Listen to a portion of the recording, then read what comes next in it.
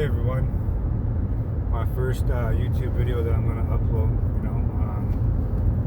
just like to talk about, addiction and recovery from drugs and alcohol. I'm just currently driving right now. I'm on the road. Just like to start a little bit about my story, a little bit. Grew up in the Turtle Mountain Band of Chippewa Indian Reservation, where life is a little bit about, drinking, partying, and you peak while you're in high school or sports and all that, And I was no different, I had a great athletic career there, but I never turned out anything, I never pursued anything just for the fact that I didn't know how to live life off the reservation, because you never have anybody to teach you these things, to show you these things on how to, be successful in life. Is basically you're a high school star and you peak, and then once you graduate, they're done with you, and then, a lot of these young kids, Native American kids, I have seen a lot of great athletes turn to, drinking and drugging in order to, be vindicated, in order to feel whole, and I was no different. I like the way drugs and alcohol made me feel. It always made me feel and believe that things were going to be okay, and that I was under its, I guess you could say, its spell of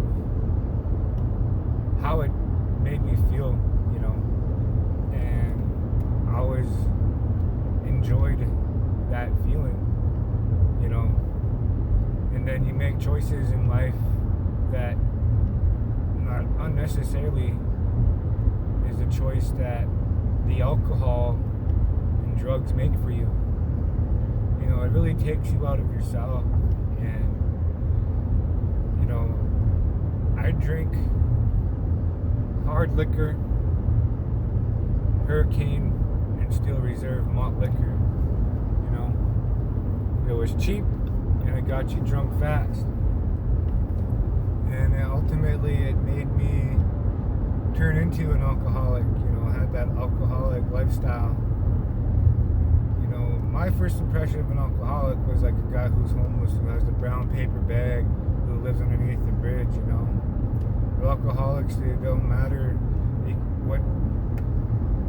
where you at in life. You could be a lawyer making millions of dollars, and alcohol will still have that grasp on you.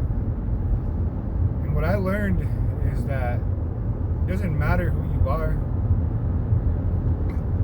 Once you lose the ability to make a choice whether you're going to drink or not, while you're living that lifestyle,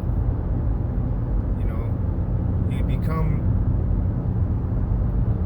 I guess, transparent in this world where you don't feel like you're a part of anything.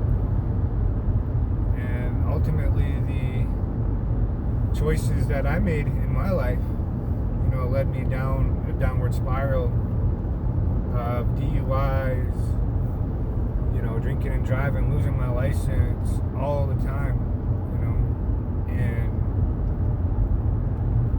I became suicidal. I became I became nothing. I was just a shell of myself, and it took a lot of mistakes, a lot of doing wrong in order to learn from these mistakes, because I was the type of person, and I still am the type of person, that I gotta make the same mistakes over again in order to actually learn from it, But me being sober today, that transition isn't as long as it was before while I was using, and so I got sober October 15th, 2012. That was the day of my last drink and drug. I ultimately blacked out went down a downward spiral. Don't even remember what happened. Turned my apartment into a whole mess. Holes punched in the wall. Anything you can possibly think of happened,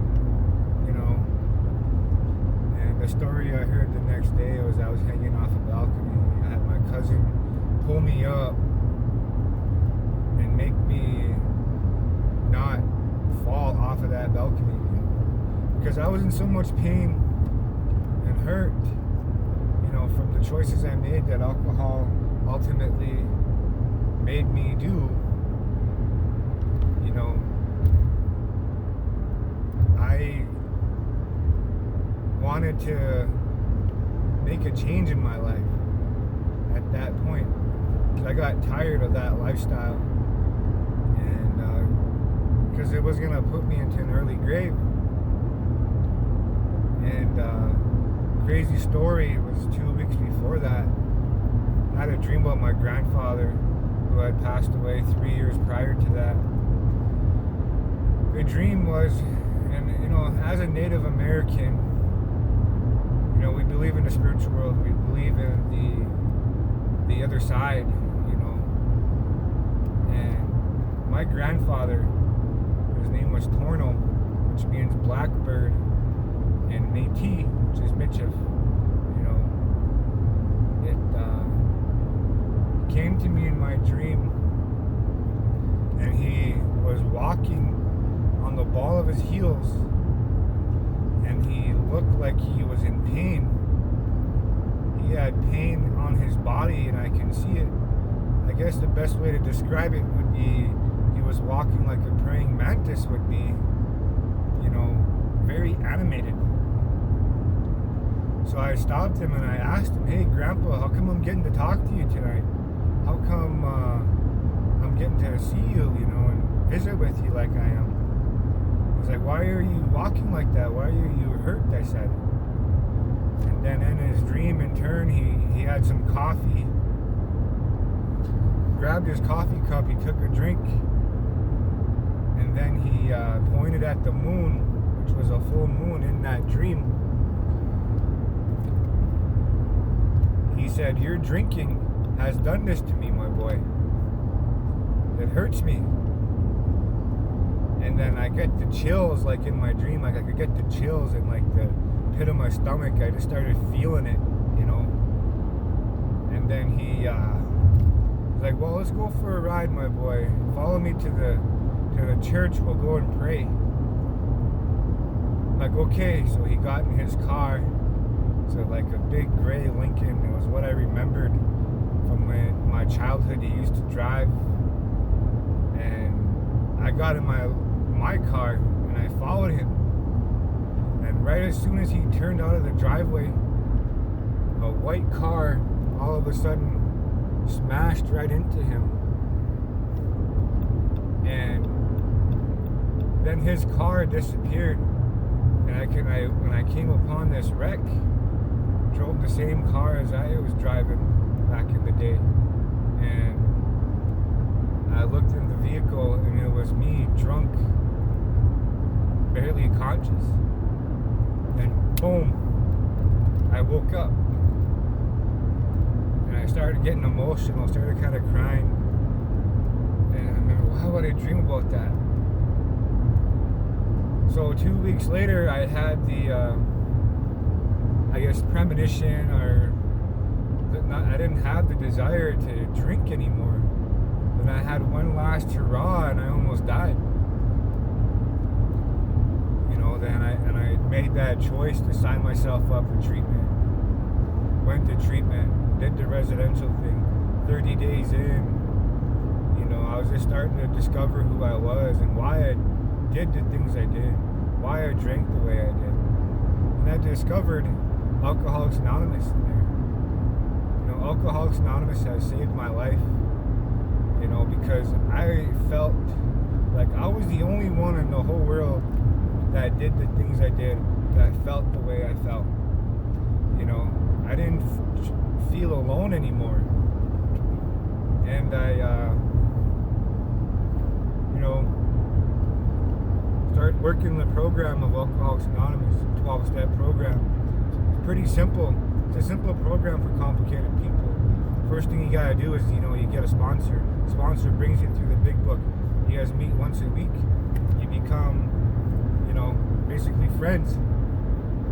And he guides you through the steps it takes to be, a recovering alcoholic. People say that you recovered from alcoholism. You never recovered.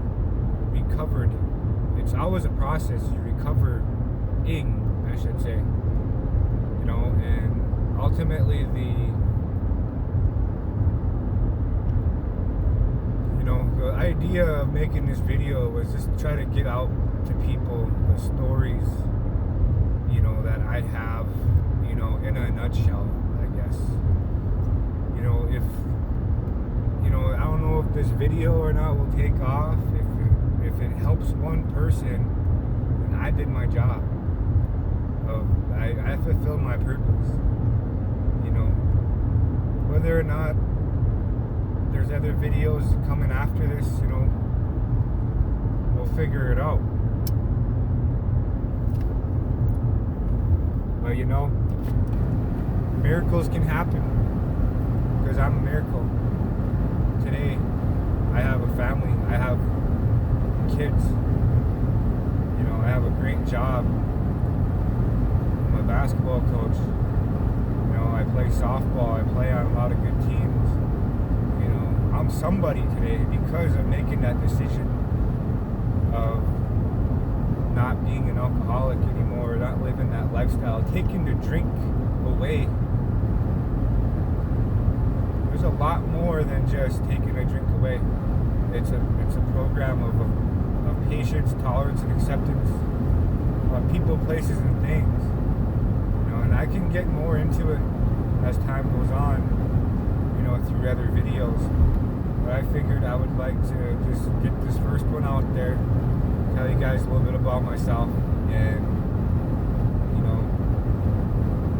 try to help whoever needs the help to find hope.